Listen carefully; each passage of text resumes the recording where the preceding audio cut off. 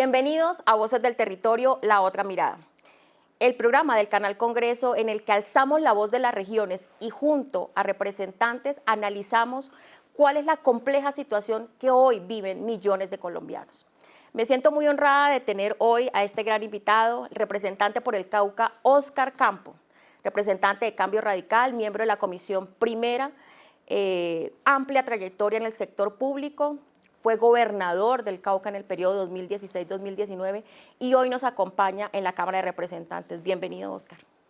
Bueno, Lina, de verdad, muchas gracias por la invitación a este importante programa que conecta al Congreso a los sitios más recónditos de Colombia, donde los colombianos que viven en la Colombia profunda de verdad necesitan tener eco frente al llamado al gobierno central, al mundo. Son muchas situaciones las que se viven y creemos nosotros muy importante que estos programas puedan darle la facilidad a los colombianos a través de la voz nuestra de poder que se entere el país y el mundo de lo que sucede. Así es, Óscar, como lo decimos, es esa otra mirada que queremos darle a conocer al país y cómo no escuchar a esa voz legítima que tiene el departamento del Cauca que tú representas y más conocedor de todos los problemas, de las circunstancias, porque siendo gobernador puedes hoy decirle a todos los colombianos y en representación de miles de habitantes de este departamento cuál es esa profunda desconexión que hay de entre los discursos que representa el presidente Gustavo Petro y su gobierno con la realidad que hoy viven los habitantes del departamento del Cauca. Bueno, el presidente Petro es un conocedor del departamento en su historia y es conocedor frente a las luchas sociales que ha tenido el Cauca. Y quiero darle el crédito de que inició con buenas intenciones frente a lo que significaba el departamento del Cauca, dándole prioridad a ese Cauca étnico. El Cauca tiene 10 pueblos indígenas y tiene 3 grandes concentraciones afro. Y bueno, yo quisiera, antes de hablar de lo que no funciona bien, que inició un diálogo pertinente frente a lo que es ese Cauca diverso. Pero la desconexión se fue dando en la medida de que el tiempo fue avanzando con unas expectativas enormes. El Cauca porcentualmente fue el departamento que más apoyó al presidente Petro. Y eso pues también se traduce en anhelos, en sueños, en poder tener inversiones, y a medida que fue pasando el tiempo, pues no se fueron concretando muchas de las expectativas, entre ellas la de la paz total. El departamento del Cauca, pues históricamente ha tenido una conflictividad muy compleja, no solo son las tensiones sociales, es la lucha armada de este país que en las cordilleras del departamento del Cauca pareciera hubiera encontrado un escenario donde se fueron enquistando. Y la paz total, o la paz en general, siempre ha llamado la atención en el departamento del Cauca. Pero la paz total entra con unos ceses al fuego y además va sumando los famosos gestores de paz. Y contrario a las expectativas creadas, nosotros vimos que eso no fue funcionando, que estos grupos armados, del cual hay que decirlo también, un año sin mecanismo de monitoreo y verificación, tan solo un año después de haber firmado el cese al fuego, llegó las Naciones Unidas a hacer ese mecanismo de monitoreo y verificación, pues se fueron fortaleciendo estos grupos armados militarmente, tecnológicamente, económicamente. Pero además de ello, otra gran promesa fue implementar el acuerdo de paz de 2016 y particularmente atender todas las economías ilegales, particularmente coca, marihuana y oro en el departamento del Cauca. Eso no se atendió. Contrario a ello, hoy vemos que eso ha proliferado.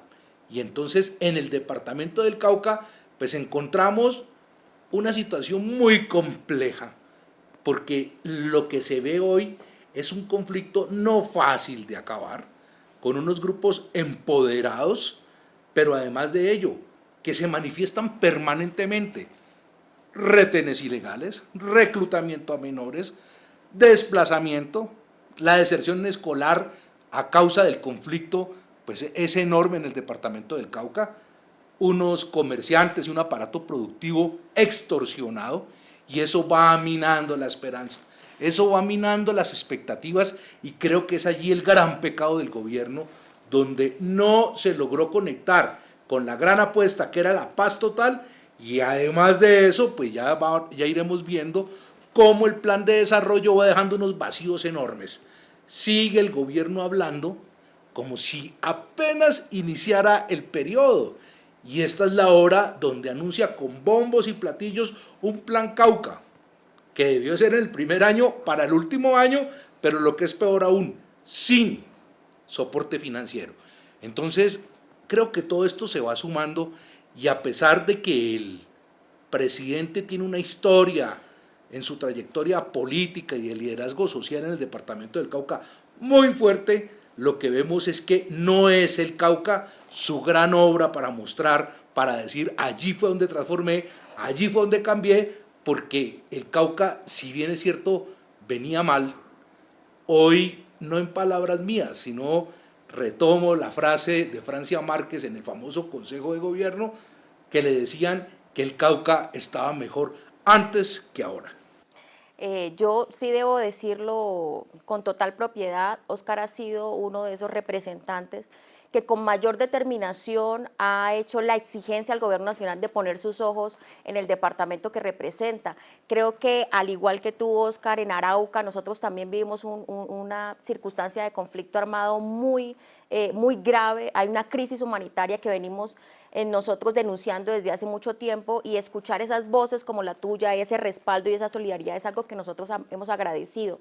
Sin embargo, voces en mi departamento de Arauca han dicho, pues, ¿cómo le vamos a exigir al presidente Gustavo Petro que ponga los ojos en Arauca si aquí ni siquiera ganó las elecciones, porque allá había ganado Rodolfo Hernández? Pero escuchándote a ti, donde casi el 80% de los habitantes le dieron su respaldo, precisamente por la historia que tú nos cuentas, digamos, y ese favoritismo que tenía ya, tampoco puede dar buenas noticias sobre la prioridad, la priorización que ha dado este gobierno en este territorio también tan golpeado y lleno de tantas circunstancias y tantos problemas. Creo que esas ilusiones que vendió, esas esperanzas, más de 20 años diciendo que tenía las fórmulas mágicas y prometiendo paz, hablando del gobierno de la vida, pues es algo que nosotros no podemos decirlo. Óscar, yo sé perfectamente que en ese paso, cuando fuiste gobernador del Cauca, pues fuiste un gobernador galardonado, de los mejores, si no el mejor, del país en ese momento, precisamente por la apuesta que tú hiciste y el conocimiento que tú tienes en el tema de infraestructura, programas de vivienda que en ese momento se desarrollaron en el departamento. ¿Cómo decir hoy cuál fue realmente esa apuesta o esa inversión que el gobierno de Gustavo Petro, que todos los días habla de megaproyectos, de transformación, realmente ha llegado? ¿Se ha apostado en esta materia en tu departamento? Nosotros hemos visto en los distintos controles políticos que hacemos, porque vale la pena también decirle a los ciudadanos que muchas veces no entienden cuál es el papel de la oposición. Hay una bancada de gobierno natural, que es la que se encarga de hacer liderazgos muchas veces directos en la inversión, son invitados privilegiados a los despachos para poder desde allí construir los diferentes planes y estrategias de inversión. Y hay una bancada de oposición, que somos quienes a través de los controles políticos, a través de los derechos de petición y muchas veces de las tutelas, y desde luego desde el diálogo social con la gente, empezamos a evaluar mes a mes frente a lo que significa la educación, la salud, la inversión social, productiva, de vial. Eso lo hacemos constantemente. Y encontramos un fenómeno, que este gobierno, gran parte de la inversión la está metiendo en la contratación de prestaciones de servicio. Es algo así como que la plata de las obras se fue en contratar gente que, entre otras cosas, muchas de ellas no sabemos qué hacen. Muchas de ellas ni siquiera van a los sitios de trabajo. No estoy diciendo que todos, hay gente buena también, pero queremos es ver por qué no se ha logrado encontrar una fórmula de inversión importante si el presupuesto que maneja este periodo es el presupuesto más grande de toda la historia. Claro que tiene inamovibles, claro que tiene que cumplir unos compromisos frente a lo que significaron las vigencias futuras de los gobiernos anteriores, pero eso no quiere decir de que presupuestalmente hay despilfarro, que no hay una estrategia clara de apretarse el cinturón para poder tener más plata en inversión. Y eso sí, hemos visto que el déficit que hay en las regiones en materia vial, en materia de infraestructura educativa, en materia de cerrar brechas y de implementar el acuerdo de paz es enorme. Los departamentos nuestros son departamentos con unos renglones muy fuertes en las economías ilegales. Y entendíamos claramente que la sustitución era una estrategia muy importante, no solo por transformarle la vida a ese campesino cocalero, también para quitarle peso a los grupos armados. Es quitarle el agua al pez. Pero contrario a ello, lo que vimos fue que el presupuesto se fue volviendo humo y que en las asignaciones que se habían dejado en los primeros años, pues simplemente no las ejecutaron y para los subsiguientes ya no se les estaba asignando los presupuestos. La sustitución es de los grandes errores que tiene este gobierno, porque desde allí se ha derivado la financiación de la violencia a través de mantener y crecer los cultivos de coca, de marihuana y la minería ilegal, que es de donde se pegan todos estos frentes que se ganan los titulares de la prensa diariamente. Creo que siempre lo ha dicho Gustavo Petro, lo han dicho sus ministros, el tema de inversión social, cómo darle otras oportunidades, otras alternativas, pero en últimas todo lo que anuncian y todo lo que dicen siempre termina siendo, quedando en el discurso, un discurso vacío que solo busca instrumentalizar o echarle las culpas a otros, a la oposición, justificar su inacción, la precariedad de lo que ha significado este gobierno, al punto que efectivamente lo que esperábamos nosotros que fueran las soluciones, pues terminaron en absolutamente nada. Y esas inversiones, esos proyectos de transformación, pues no se dieron, y eso hay que decirlo. Pero, Óscar, tú muy bien resaltabas el valor de la oposición, el valor de lo que hacemos, que aún en las circunstancias difíciles en las que hoy somos víctimas como oposición, de ver la cantidad de mensajes de odio, de división, que el mismo presidente Gustavo Petro se ha encargado de posicionar y de enfrentar inclusive una lucha de clases con quienes representamos otras visiones, porque él pareciera que por ser el presidente de la República, entonces su palabra es la verdad y la única opción, y no. Creo que el respeto por las instituciones y por quienes hoy tenemos voces diferentes en el Congreso es igualmente válida, porque también son millones de electores los que han traído acá a los congresistas. Entonces, Óscar, ha sido tu labor desde la oposición una labor responsable, respetuosa y por supuesto apegada a eso que conoces desde el territorio. Pero quiero que le comentes a todos estas circunstancias que hoy en la actualidad estamos viviendo. Digamos, cómo desde los mismos territorios hoy ni siquiera tenemos las garantías para poder ejercer nuestro trabajo. Y esa labor de oposición que hoy tenemos está totalmente vulnerada y nos ha llevado hoy a tener que atender muchos peligros precisamente por esas circunstancias difíciles que vivimos en nuestros territorios. Permíteme, Lina, hacer una reflexión. Que un gobierno de izquierda popular hoy gobierne el país, creo que es un avance. O sea, para la democracia es importante que esas voces, esos liderazgos que siempre hicieron oposición, tuvieran la oportunidad de gobernar. Y aquí nos encontramos con dos fenómenos. Que quienes empezaron a gobernar siguieron haciéndose oposición porque en lugar de generar liderazgo tenían diatribas contra el establecimiento público, pero se olvidaron que quienes dominaban y manejaban el establecimiento público pues eran ellos mismos. pero también un sector que se enseñó a gobernar históricamente y que tampoco encontraron naturalmente cómo acomodarse en la oposición, para ser justo. Desde allí creo que el gobierno tuvo tropiezos y también siento que no todos los que les obligaba a hacer oposición la hicieron. Y ahí hay unos escándalos que también hay que decirlo, que hace parte de ese contraste. Y aquí quiero resaltar algo. Cambio Radical ha hecho una oposición juiciosa, donde ha logrado ante todo distanciarse del gobierno para no hacer daño, hacer reflexiones de oposición. Allí hemos estado nosotros trabajando con datos, con cifras, con propuestas. Quiero que la gente lo sepa. Cambio Radical hizo propuestas de reforma a la salud. Cambio Radical ha hecho proposiciones en todas las reformas, pero además de ello, Cambio Radical inició apoyando la paz total. Hicimos unas observaciones, precisamente frente a las gabelas que iban a tener ciertos personajes como gestores de paz. Dicho y hecho, no hizo caso el gobierno frente a las observaciones que hicimos. Hemos hecho una oposición de respeto, pero no hemos recibido el respeto del gobierno.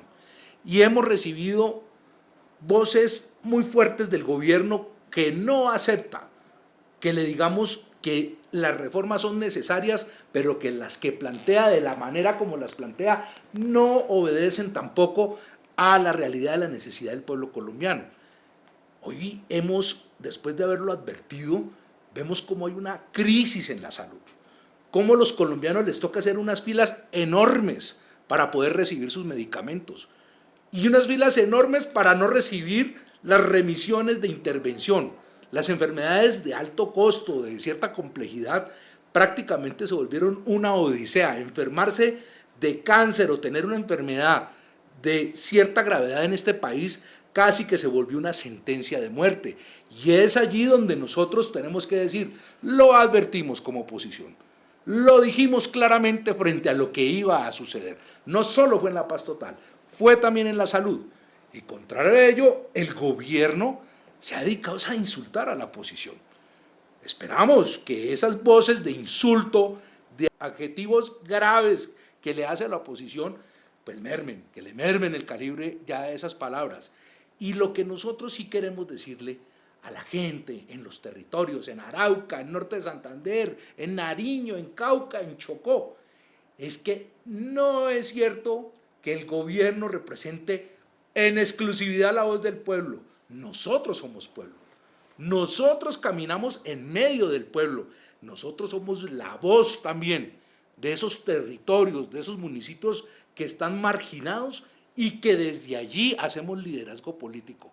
La oposición en Colombia tiene una situación hoy muy compleja porque el gobierno no ha enseñado a gobernar y sí a hacer oposición, no respeta la oposición actual. Y queremos nosotros, antes que cualquier cosa, dejar un mensaje claro. Nuestra oposición es reflexiva, tiene propuesta y ante todo tenemos vocación de poder. Eso es lo que siempre le hemos llevado a nuestra gente en cada uno de los barrios, veredas y municipios. Suscribo totalmente lo que acabas de decir, Óscar, y entendiendo pues esa misma vocación que hoy tiene el Partido Cambio Radical y presto ya que se avecinan ya las elecciones a la presidencia en el 2026. ¿Cómo ves tú este panorama con toda esta crisis que hoy se está viviendo, cuando vemos a un presidente que más allá de poner atención a los problemas reales, a los atentados, al reclutamiento que muy bien lo manifestabas, a los asesinatos selectivos, a toda esta ondeada digamos, de acciones de sicariato que tienen en profundo dolor a tantas personas? ¿Cómo vamos nosotros a plantear que este señor presidente, desconectado totalmente de las circunstancias, que pretenda seguir apuntándole a una consulta popular, diciendo que las reformas van porque van, sabiendo en las circunstancias en las que estamos actuales? ¿Cómo ves tú venir ese proceso electoral para el 2026? ¿O crees, como muy bien lo manifestaba eh, Germán Vargas Lleras que las elecciones están en máximo riesgo? Nosotros estamos expectantes a cada movimiento del gobierno. Una consulta popular no es algo malo, una consulta popular es un instrumento de participación ciudadana. Lo malo es que salga debajo de la manga como una acción retadora al Congreso, violando totalmente la independencia de los poderes cuando el Congreso se manifiesta y dice que no. Complicado es cuando a las altas cortes se les ultraja o cuando se desacredita a los entes de control cuando van en vía contraria al gobierno. Allí de verdad que se encienden todas las alarmas. Y creemos nosotros que el llamado que hacemos como oposición es a que se respete la democracia, a que se respete la independencia de los poderes. Desgraciadamente estamos en una sociedad en estado de crispación, en una sociedad polarizada. El presidente Petro ganó por un margen muy pequeñito y la sociedad sigue tan o más polarizada que en el momento en que ganó. No sé él qué tanto terreno haya ganado del otro sector que no lo acompañó, pero yo sí creo que ha perdido mucho terreno en el que sí lo acompañó. Y eso nos va reflejando la realidad política que, entre otras cosas, yo siento que el gobierno no acepta que gran parte de su convergencia se le ha volteado, se le ha salido. No acepta que cada ministro que fue saliendo, Cecilia López, Ocampo, Alejandro Gaviria, 40. y qué tal las cartas ahorita de Leiva, salen automáticamente a la oposición, a ejercer oposición. Eso deja mucho que decir, porque es que frente a lo que significa el gobierno, entendemos que no ha avanzado mucho frente a lo que ellos quisieran. Y creemos que ante todo tenemos que pensar en Colombia, en la democracia, en las brechas sociales, cómo cerrarlas, en toda esa población desatendida por estar haciendo pulsos ideológicos contrario a poder generar transformaciones reales, que es lo que Colombia exige, pide y necesita. Oscar, ¿tú crees que si el gobierno se empeña en sí o sí hacer esa consulta popular, sí o sí pasar por encima del Congreso, de la decisión que tomó el Senado, por encima inclusive de las Cortes, que es debidamente el Consejo de Estado quien tiene que dirimir esa situación actual, hay una ruptura institucional? Bueno, yo creo que sí, pero confío en las Cortes mucho. Las Cortes, que entre otras cosas, además del Consejo de Estado, también se puede pronunciar la Corte Constitucional, pues hemos visto fortaleza en ellas y yo no creo que la Corte Constitucional la maneje el gobierno como muchas voces así lo quieren mostrar. Lo que nosotros sí entendemos es de que el gobierno hace sus pataletas, hace sus berrinches, hace acciones con cierto despropósito, pero aquí todavía existe una institucionalidad en este país. Esto no es una república bananera, esto es un país con historia, con luchas propias, que ha avanzado, que ha construido, con problemas, con dificultades, con historias de dolor enormes que ha tenido este país, pero este país tampoco es tan endeble como muchos creen. Ahí están las Cortes, ahí está un Congreso que también se ha hecho sentir y creo que desde allí eso es garantía para que los colombianos puedan esperar unas próximas elecciones sin que nadie le meta la mano y que puedan tener transparencia absoluta para decir que la democracia se sigue garantizando. Oscar, pues para mí el gobierno de Gustavo Petro realmente ya es como un accidente que hubo en la historia. Creo que ya todos esperamos que cese la horrible noche, pero desde esa oposición reflexiva, constructiva, siempre dispuesta al consenso, al debate respetuoso con el gobierno nacional, ya estamos a menos de un año para que se den esas elecciones. ¿Cuáles son esas consideraciones, esas sugerencias que tú le das al gobierno de Gustavo Petro hoy? Yo he sido muy respetuoso, en particular con el presidente. Yo sí creo mucho que se debe ser muy fuerte con los problemas, pero suave con las personas. Y además tengo que reconocerle a Petro que simboliza esperanza para mucha gente a pesar de su nefasto gobierno y de sus nefastas propuestas. Pero creo que hay que darle mensajes también. Y el mensaje es que él fue representante a la Cámara, él fue senador en varias ocasiones, fue candidato a la presidencia y es presidente de Colombia, se me olvidaba, fue alcalde de Bogotá, porque la democracia de este país se lo permitió. Que respete esa democracia, porque esa democracia hoy podemos decir le ha permitido a todos los sectores de este país gobernar, todos sin excepción. Y es la democracia la que nos permite mantener un camino digno como ciudadanos para seguir creciendo como sociedad. Ese es el mensaje que damos y creemos que en buena manera hay una disposición de las entidades, de las distintas ramas del poder para que hagamos sinergia y que el presidente no se le pase ideas absurdas por su cabeza. Bueno, Oscar, de verdad que agradecemos mucho este espacio, cada una de tus comentarios, de tus opiniones, sobre todo esa realidad que representas aquí en la Cámara de Representantes. Esta es la voz del territorio, esa otra mirada. Queremos contarle al país lo que sucede y cuál ha sido ese debate que se ha dado aquí desde el Congreso de la República. Gracias por tu participación, de verdad que me siento muy honrada y bueno. Muchas gracias, Lina.